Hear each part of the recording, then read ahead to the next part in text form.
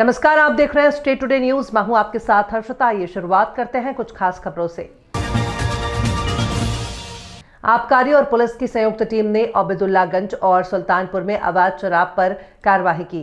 Collector Arvind Kumar Dubey के निर्देशन में वंदना पांडे, सहायक आयुक्त आबकारी के आदेश से कंट्रोलर सुदीप तोमर, सहायक जिला आबकारी अधिकारी सरिता चंदेल के नेतृत्व में आबकारी वृत्त अब्दुल्लागंज और थाना अब्दुल्लागंज की टीम ने अर्जुन नगर सिंधी कैंप, सलकनपुर मार्ग, ग्राम सर्रई तामोट और इसके अतिरिक्त आबकारी विभाग ने सुल्तानपुर थाना क्षेत्र स्थित pump house, Semri, Sultanpur bus stand स्थित होटल, ढाबों और गुमटियों ठेला पर दबिश दी।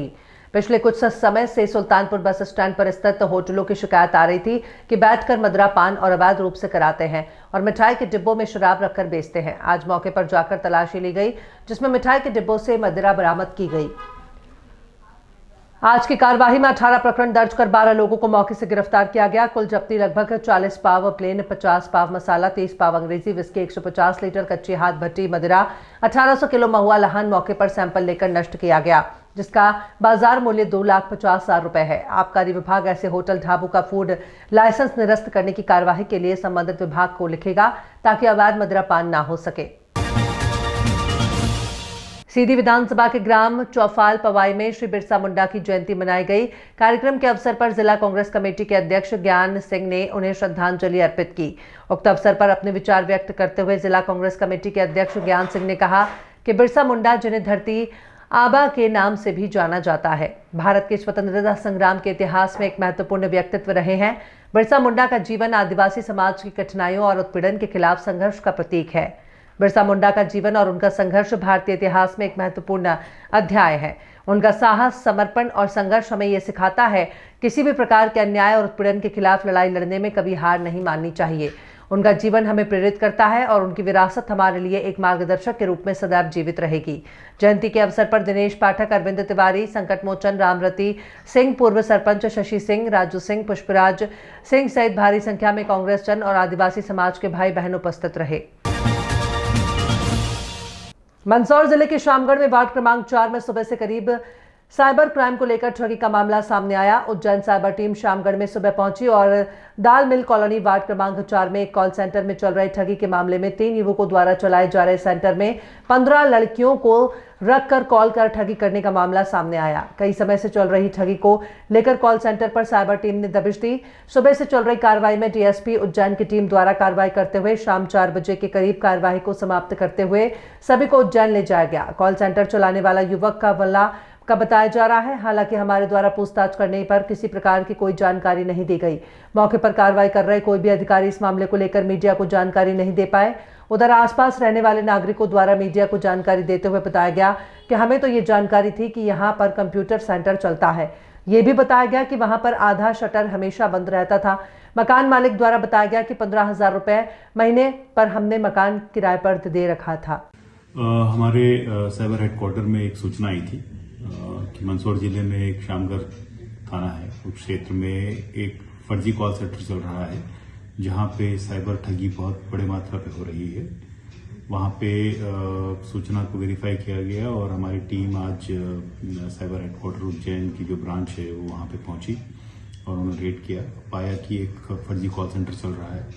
वहां पे करीब 22 कर्मचारी काम कर रहे थे। उनके पास बहुत सारे मोबाइल फोन्स, सिम कार्ड्स आदि मिले हैं और उनका मोडस ऑपरेंडी यही था कि लोगों को कॉल करते थे और एक फर्जी डायमंड रिसर्च कंपनी के नाम पे, इन्वेस्टमेंट के नाम पे वो पैसे इनसे लेते थे और बैंक अकाउंट में पैसे आ जाते थे, उनसे इन्वेस्टमेंट कराते रहते थे। जब वो पैसे मांगता था तो कॉल वो बंद कर देते थे, अपना नंबर चेंज कर लेते। तो ऐसे साइबर ठगी की एक बहुत बड़ा रैकेट को हमने पर्दाफाश किया है और हमें आशा है कि ऐसी कार्रवाइयां निरंतर चलती रहेंगी। सर, जामतारा की तर्ज पर ही इसी तरीके से चल रहा था कि सर इन्होंने कहाँ से ट्रेनिंग ली, कहाँ से इनको ये सोच ये अभी आज ही रेड हुई है, अभी कुछ देर पहले ही।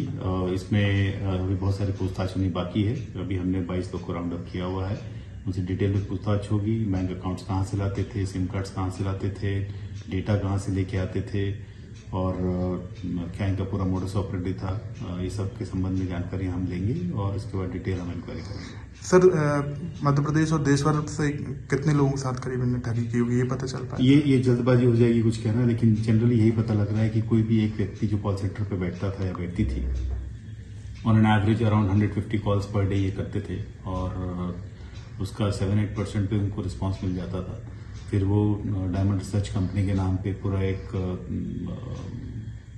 एक ऐप के माध्यम से पूरा डिटेल्स भरवाते थे, लॉगिन करवाते थे, पासवर्ड बनवाते थे और उसके बाद बैंक अकाउंट देते थे खुद का, उसमें पैसे लेते थे, फिर इन्वेस्टमेंट कराते जाते थे और जो वेबसाइट जब खुलती थी ट्रेडिंग कंपनी की तो उसमें उनको सारा प्रॉफिट नजर आने लगता था। जो भी ठगा गया है व्यक्ति उसको लगता था कि मेरा एक्चुअली प्रॉफिट हो रहा है, परंतु ऐसा होता नहीं था। तो इस तरीके से इन लोगों ने अपनी पूरी कार्रवाई को अंजाम दे रहे थे, ठगी कर रहे थे। और जैसे मैंने कहा कि इसमें डिटेल जानकारी जब हमारी पूरी उसमें इन्वेस्टिगेशन स्टार्ट हो जाएंगी तब पता लग पाएगा। और भी साथी इनके हो सकते हैं सर आने वाले? बिल्कुल हो सकते हैं। हमें जानकारी ये भी मिली है कि शायद ये पहले से कभी काम कर रहे हैं और अलग अलग स्थान ये चेंज करते रहे हैं, तो अभी हमारे पकड़ में आए हैं। तो इसमें जनता को राहत देने के लिए जैसी जैसी कार्रवाई होगी हम करेंगे। Thank you so much. उसमें निकलते थे तो देखते थे शटर बंद रहता था ना, आधा शटर खुला रहता था। तो बच्चे जैसे कोचिंग पढ़ने आते हैं उस हिसाब से कोचिंग का देखा हमने, तो और तो कुछ भी अपने को आइडिया नहीं है इस मामले में। किशोर कुमार बत्रा।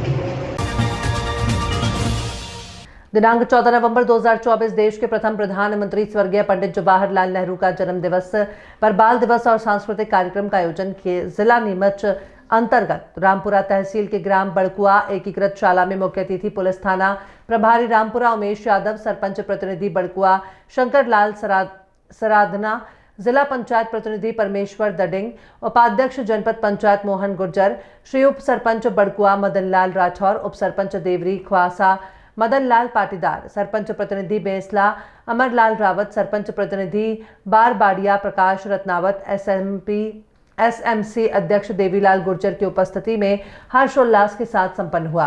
कार्यक्रम की शुरुआत में सर्वप्रथम अतिथियों द्वारा पूजा अर्चना की गई। इस अवसर पर बड़कुआ ग्राम पंचायत द्वारा नवनिर्मित सांस्कृतिक मंच का शुभारंभ किया गया।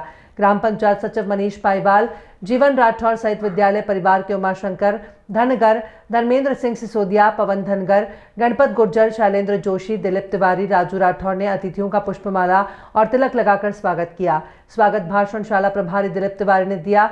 वहीं जन शिक्षक मुकेश गुप्ता, सतीश गुजराती, सेवानिवृत्त प्रधान अध्यापक मोहनलाल पवार, भैरूलाल वर्मा, पप्पूलाल धनगर, भूतपूर्व सैनिक विशेष रूप से उपस्थित रहे। दिनांक 15 नवंबर 2024 को शक्ति केंद्र मंडल खितौली जिला कटनी की भारतीय जनता पार्टी संगठन पर्व के संगठनात्मक प्रक्रिया में आवश्यक बैठक संपन्न हुई। बैठक में हमारे वरिष्ठ नेता काशी प्रसाद गुप्ता जी, चिंतामणि विश्वकर्मा, राजेश पटेल, राजेश गिरी, अंजनी सिंह सोलंकी, पुष्पेंद्र त्रिपाठी, रामलाल गुप्ता, दुर्गा कुशवाहा, शिशुपाल यादव सहित अन्य कार्यकर्ताओं की उपस्थिति रही, जिसमें शक्ति केंद्र सहयोगी जिला संगठन के मंत्री डारेश्वर पाठक जी ने बैठक के लेकर आगे की प्रक्रिया के बारे में सबको बताया। साथ ही सबकी सहमति से बूथ सहयोगियों की नियुक्ति की गई।